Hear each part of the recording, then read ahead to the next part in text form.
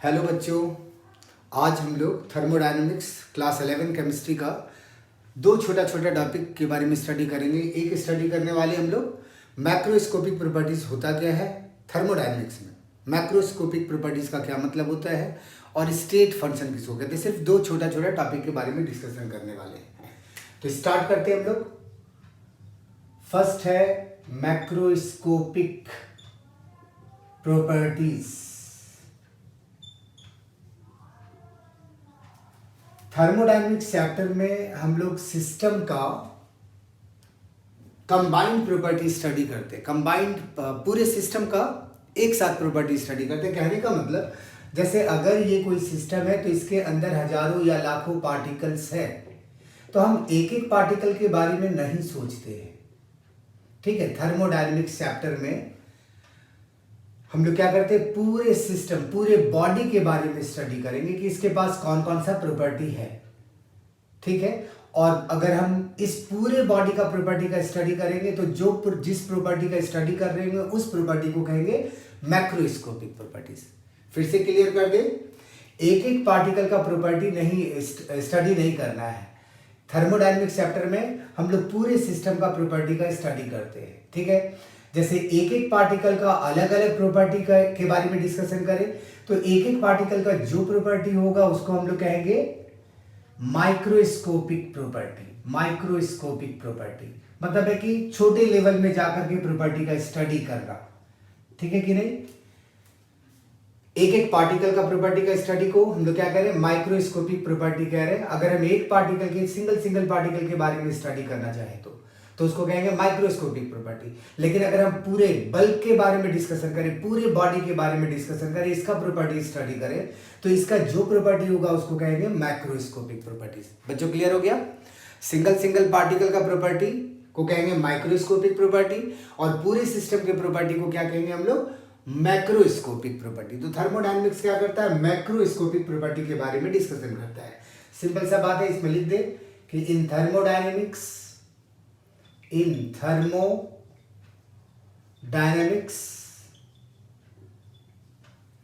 we study properties of system in bulk behavior।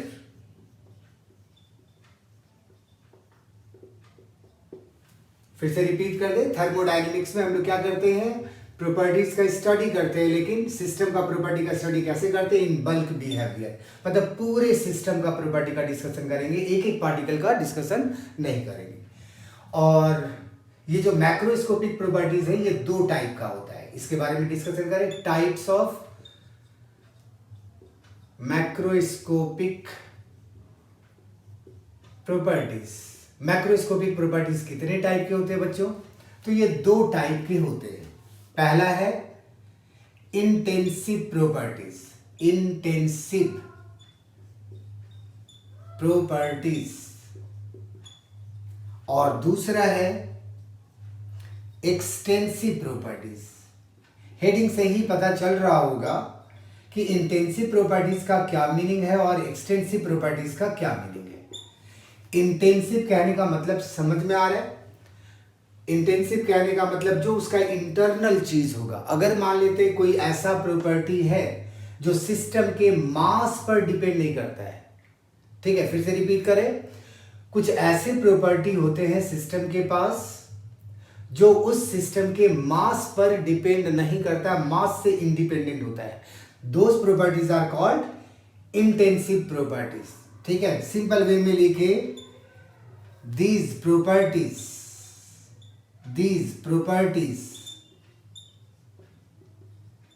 are mass independent।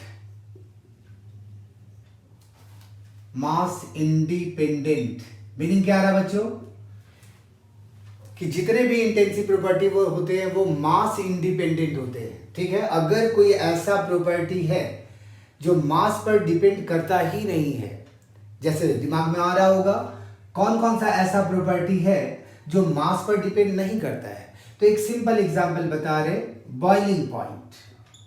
किसी भी body का boiling point क्या मास पर डिपेंड करता है बच्चों? आंसर होगा नहीं करता है। क्यों नहीं करता है? तुम सिंपल वे में देखो जरा।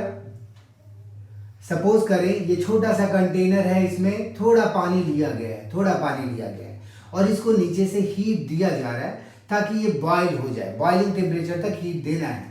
और एक बड़ा सा कंटेनर ले रहे और उसमें हम ज़्यादा पानी ले रहे और इसको भी हीट देकर हम क्या कर रहे हैं, इसको भी बॉयल करने का कोशिश कर रहे हैं, बॉयल करने का कोशिश कर रहे हैं। तो इसका बॉइलिंग टेम्परेचर कितना होगा? It's boiling point is 100 degree centigrade. और जो ज़्यादा पानी लिया गया उसका बॉइलिंग टेम्परेचर पूछा जाएगा तो अगेन 100 डिग्री सेंटीग्रेड। तो थोड़ा पानी को बॉयल करें या ज़्यादा पानी को बॉयल करें? थोड़ा पानी को भी बॉयल करेंगे और एक थर्मोमीटर डाल देंगे तो उसका टेम्परेचर 100 डिग्री सेंटीग्रेड ही आएगा। और ज़्यादा लार्ज अमाउंट में पानी को ले लिया जाए और तब उसको बॉयल किया जाए, उसका भी बॉइलिंग पॉइंट कितना आएगा? 100 डिग्री सेंटीग्रेड ही आएगा। इससे पता क्या चल रहा है कि ये जो बॉइलिंग पॉइंट है किसी भी सब्सटेंस का वो मास इंडिपेंडेंट है, मास पर डिपेंड नहीं करता है। क्लियर हो गया बच्चों? इसी तरह से बॉइलिंग पॉइंट को छोड़कर और क्या प्रॉपर्टीज है? मेल्टिंग पॉइंट, किसी चीज का मेल्ट होना, जैसे आइस का मेल्टिंग पॉइंट 0 डिग्री सेंटीग्रेड। थोड़ा आइस ले ले या ज्यादा अमाउंट में आइस ले ले, मेल्टिंग पॉइंट जो है, मेल्ट करने का जो पॉइंट है उसका वो 0 डिग्री सेल्सियस है। इसका ये मतलब है वो भी मास पर डिपेंड नहीं करता है। तो किसी सिस्टम का वो सब प्रॉपर्टीज जो मास पर डिपेंड नहीं करता होगा उसको हम लोग क्या कहेंगे? Intensive properties. इसमें क्या क्या एग्जांपल बताया गया? Boiling point, melting point, density, और कई एग्जांपल है बच्चों। डेंसिटी, टेम्परेचर, प्रेशर, ये सब जो है इंटेंसिव प्रॉपर्टी। और भी एग्जांपल दे, viscosity, surface tension, refractive index, ये सारा चीज जो है वो इंटेंसिव प्रॉपर्टी है और वो मास पर डिपेंड नहीं करता है। तो सिंपल थोड़ा सा याद रखना है कि वो सब प्रॉपर्टीज किसी सिस्टम का जो मास पर डिपेंड नहीं करता होगा उसको हम लोग कहेंगे इंटेंसिव प्रॉपर्टीज। तो boiling point, density, melting point, temperature, pressure, viscosity, surface tension, specific heat capacity, refractive index, ये सारा का सारा इंटेंसिव प्रॉपर्टी है। बच्चों क्लियर हो गया? उसी तरह से अगर कहा जाए कि एक्सटेंसिव प्रॉपर्टी क्या होता है तो आंसर होगा इसी का उल्टा। इंटेंसिव प्रॉपर्टी में प्रॉपर्टी मास पर डिपेंड नहीं करता है और यहां क्या होगा?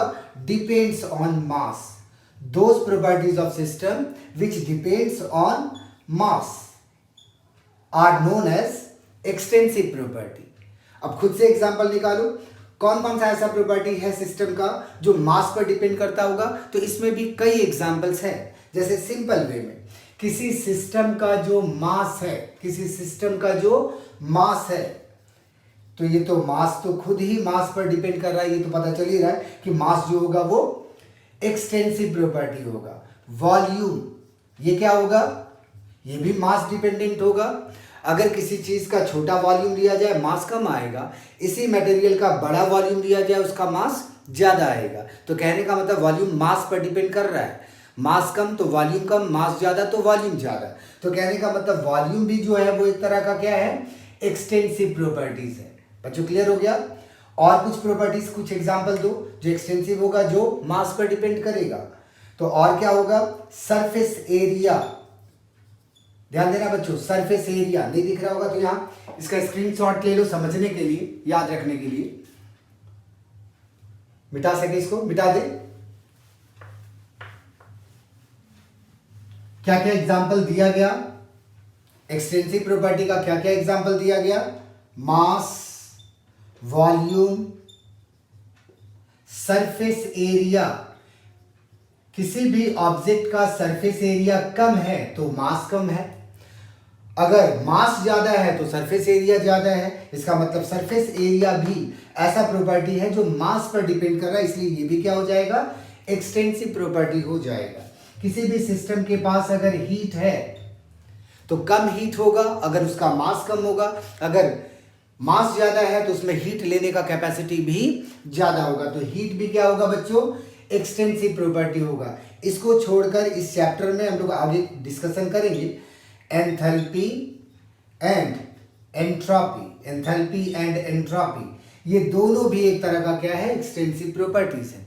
तो इस तरह से कई प्रॉपर्टीज हैं जो इंटेंसिव है और कुछ प्रॉपर्टीज क्या है, एक्सटेंसिव है। जब किसी सिस्टम का हम लोग प्रॉपर्टी का डिस्कशन करते हैं तो पूरे सिस्टम का प्रॉपर्टी का डिस्कशन करते हैं। कहने का मतलब एक एक पार्टिकल का डिस्कशन नहीं करते। अगर एक एक पार्टिकल का प्रॉपर्टी निकालना स्टार्ट किया जाए तो उस तरह की प्रॉपर्टी को कहेंगे माइक्रोस्कोपिक प्रॉपर्टी। कहने का मतलब माइक्रोस्कोपिक स्टेट पर चले गए, उस लेवल पर जाकर प्रॉपर्टी डिटरमाइन कर रहे हैं। और किसी सिस्टम का अगर होल सिस्टम का अगर प्रॉपर्टी निकाले तो उस प्रॉपर्टी को हम लोग क्या नाम देंगे, मैक्रोस्कोपिक प्रॉपर्टी, जिसको दो पार्ट्स में डिवाइड कर दिया गया, इंटेंसिव और एक्सटेंसिव। जो प्रॉपर्टी किसी सिस्टम का जो प्रॉपर्टी मास पर डिपेंड करता होगा that is called extensive property, and the property which are mass independent are known as intensive properties. बच्चों यहाँ तक क्लियर है?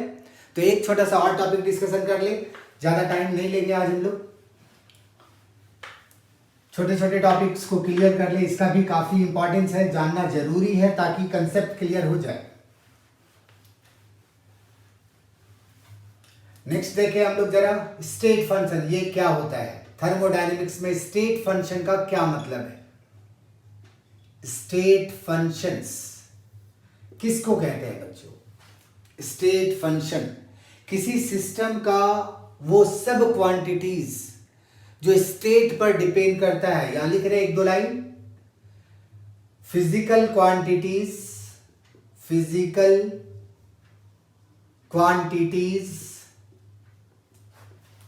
Of system